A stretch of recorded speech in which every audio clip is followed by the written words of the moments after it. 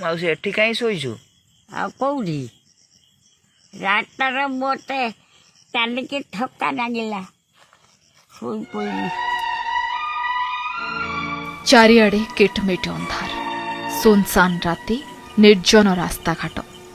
ରାସ୍ତାରେ ଶୋଇଛନ୍ତି ଜଣେ ବୁଢ଼ୀ ମା। ଚାଲିବାକୁ ଦେହରେ ଦମ୍ଭ ନାହିଁ, ଘୁଷୁଡ଼ି ଘୁଷୁଡ଼ି ଯାଉଛନ୍ତି। ଯୋଉଠି ବଳ ପାଉନି ସେଇଠି ଶୋଇ ପଡ଼ୁଛନ୍ତି। ବୟସ ପାଖାପାଖି 80 ପାର ହେବ। ମହିଳା ଜଣକ ହେଉଛନ୍ତି ଭଦ୍ରକ ଜିଲ୍ଲା ଚାନ୍ଦବାଲି ବ୍ଲକ ମହୁଲିଆ ପଞ୍ଚାୟତ ସାମଦାସପୁର ଗାଁର କୌଶଲ୍ୟାକର। ହଠାତ୍ ରାସ୍ତାରେ ପଡ଼ିଥିବା ଦେଖି କିଛି ସମୟ ଆମେ ଅଟକି ଗଲୁ। ମହିଳାଙ୍କ ପାଖକୁ ଯାଇ ତାଙ୍କ ଅବସ୍ଥା ପଚାରି ବୁଝିଲେ ଆମ ପ୍ରତିନିଧି। ଆଉ ସିଏ ଯାହା କହିଥିଲେ ତାହା ଥିଲା ଏକ ଛାତି ଫଟା କାହାଣୀ। ଏଇ ହେଇଛି ନ ଖାଇକି ଖାଇବାକୁ ଦେବେନି ପୁଅ ବୋଉ। ଆଉ ଗାଁର ବୁଲିକି ଗାଁର କ'ଣ ସମସ୍ତେ ଦଉଛନ୍ତି। କିଏ ଦେଲା ଗଣ୍ଡେ କିଏ ନଦେଲା। 2-3 ଦିନ ଥରେ ଖାଇବା ମାନ ହେଟିକାଠ। ଆଉ କ'ଣ କରିବି। 15 ବର୍ଷ ହେଲାଣି। ପୁଅ ଅଛି 4ଟା ପୁଅ, ବୋଉ 4ଟା, ନାତି ନାତୁଣୀ 7ଟା। ମୋ ଉପରେ ଗାଡ଼ି ଚଢ଼ିଯାଆନ୍ତା କି, କେମିତି କ'ଣ ହୁଏ ଏ ଜୀବନଟା ଚାଲିଯାଆନ୍ତା କି। ଏ କଷ୍ଟ ଆଉ ସହି ହେଉନି, କି ଯନ୍ତ୍ରଣା ଭୋଗି ହେଉନି। ଯେଉଁ ବୟସରେ ପୁଅ ବୋହୂ ନାତି ନାତୁଣୀଙ୍କ ଗହଣରେ ସମୟ କାଟିବା କଥା, କିଛି ଗଣ୍ଡେ ଖାଇଦେଇ ନିଶ୍ଚିନ୍ତରେ ଶୋଇଯିବା କଥା, ସେଇବେଳେ ଘୁଷୁଡ଼ି ଘୁଷୁଡ଼ି ରାସ୍ତାରେ ବୁଲୁଛନ୍ତି। ନିର୍ଜନ ରାତିର ସାଥୀ କହିଲେ ଖଣ୍ଡେ ଆଶାବାଡ଼ି, ପଲିଥିନରେ ଗୁଡ଼ା ଯାଇଥିବା କେତେଟା ଗୁଲୁଗୁଲା, ବାସ୍ ଏତିକି ସମ୍ପତ୍ତି ଧରି ଆଗକୁ ମାଡ଼ି ଚାଲିଛନ୍ତି ବୁଢ଼ୀ ମା। ସବୁ ଆଶା ଛାଡ଼ି ଘରୁ ବାହାରି ପେଟ ଚାଖଣ୍ଡ ପାଇଁ ହାତ ପତାଉଛି ମା। ବୋଧହୁଏ ବହୁ ସମୟରେ ଦାଣ୍ଡରୁ ଗୋଡ଼ କାଢ଼ି ନଥିବା ଏହି ବୟସ୍କା ମା ଏବେ ବାଧ୍ୟ ହୋଇଛି ଗୋଡ଼ କାଢ଼ିବାକୁ। କାହିଁକି ନା ଏଠି ପ୍ରେମ ଭଲ ପାଇବା ତୁଳନାରେ ଯନ୍ତ୍ରଣା ବେଶୀ। ପୁଅ କହୁଛି ମାର ମୁଣ୍ଡ ଖରାପ। ଗାଁ ପିଲା ପାଗେଳି ବୁଢ଼ୀ କହି ଡାକ ପକାଉଛନ୍ତି। ସାଇ ପଡ଼ିଶା ଟାହି ଟାପରା କରୁଛନ୍ତି। ବୁଢ଼ୀ ଆସିଲା କହି କବାଟ ବନ୍ଦ କରି ଦେଉଛନ୍ତି। କେବଳ ଖାଇକି ନ ଖାଇକି ଏଇଆ ହେଇଛି। ଏଇ 6 ଦିନ ହେଲା ଜମା କିଛି ଖାଇନି, ଚାଲି ପାରୁନି, ବସିକି ଚାଲୁଛି।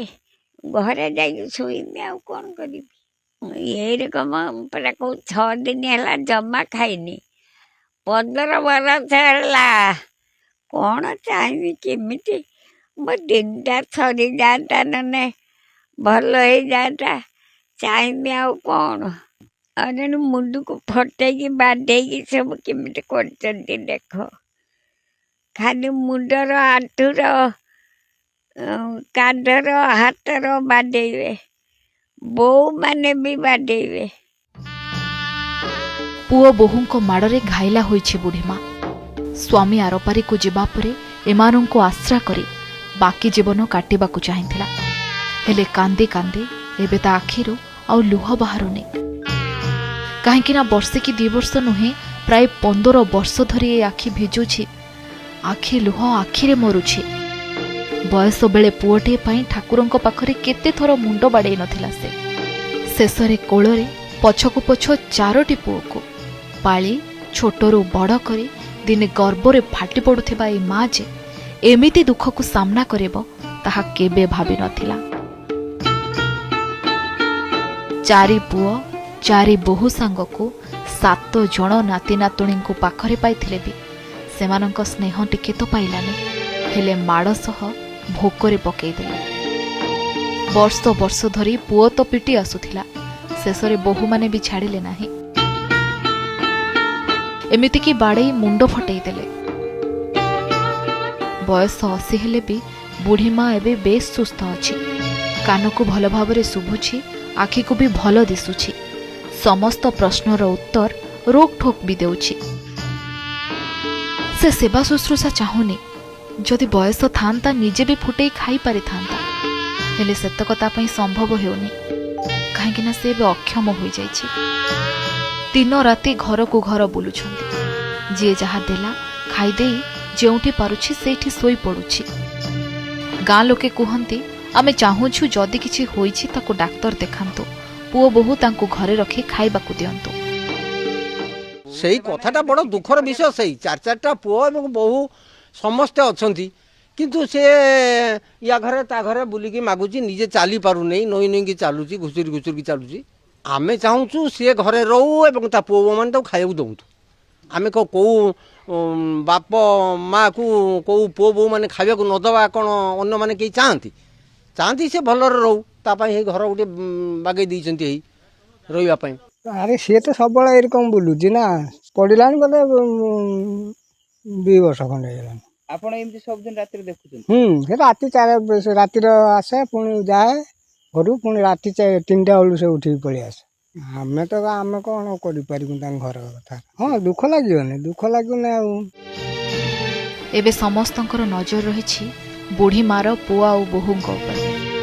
ସତରେ କ'ଣ ମାର କଷ୍ଟ ଯନ୍ତ୍ରଣାକୁ ଭୁଲିଗଲା ପୁଅ? ଜନ୍ମ ଦେଇଥିବା ପୁଅ ନିଜ ଆଖି ଆଗରେ ମାର ଏଭଳି ଦୁଃଖକୁ ଦେଖିପାରୁଛି କେମିତି?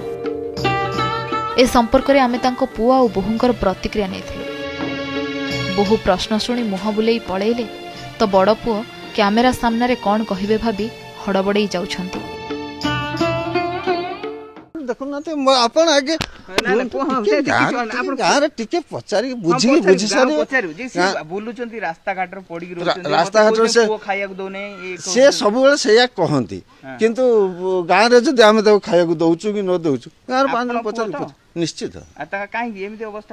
ସେ କେତେବେଳେ ଖସି ଯାଉଛି, ଆମେ ତାକୁ ଘରେ ରଖିଥିବୁ, ସେ କେତେବେଳେ ପଳେଇ ଯାଉଛି। ତାହେଲେ ଆପଣ ଚାହୁଁଛନ୍ତି କ'ଣ? ନା ଚାହିଁବୁ କ'ଣ, ଆମେ ଚାହୁଁଛୁ ତାକୁ ରଖିବୁ, ଖାଇବାକୁ ଦେବୁ, ପାଖରେ ରଖୁଛୁ। ନା ଯଦି ଆମେ ଯଦି ଖାଇବାକୁ ନ ଦେବୁ, ଗାଁରେ ପଚାରନ୍ତୁ, 5 ଜଣଙ୍କୁ ପଚାରନ୍ତୁ, ଯଦି ମନା କରିବେ ତାହେଲେ ଆପଣ ଯେଉଁ ନିଷ୍ପତ୍ତି କରିବେ। କାହିଁକି ସେ ଏମିତି ବାହାରେ ବୁଲୁଛନ୍ତି କ'ଣ ପାଇଁ? ତଥାପି ସିଏ କହୁଛନ୍ତି ବୋଉ କେହି ଖାଇବାକୁ ଦେଉନାହାନ୍ତି, ପୁଅ ଖାଇବାକୁ ଦେଉନାହାନ୍ତି, ଆପଣ କ'ଣ କହୁଛନ୍ତି?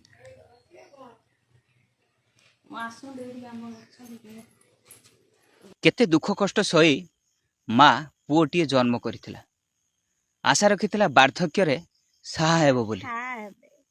ସତରେ ପୁଅ କ'ଣ ମାକୁ କେବେ ଏଭଳି ନିର୍ଯାତନା ଦେଇପାରେ?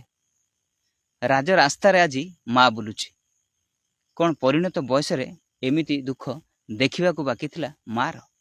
ଭଦ୍ରକ ଚାନ୍ଦବାଲି, ବାସୁଦେବ ଦାସ।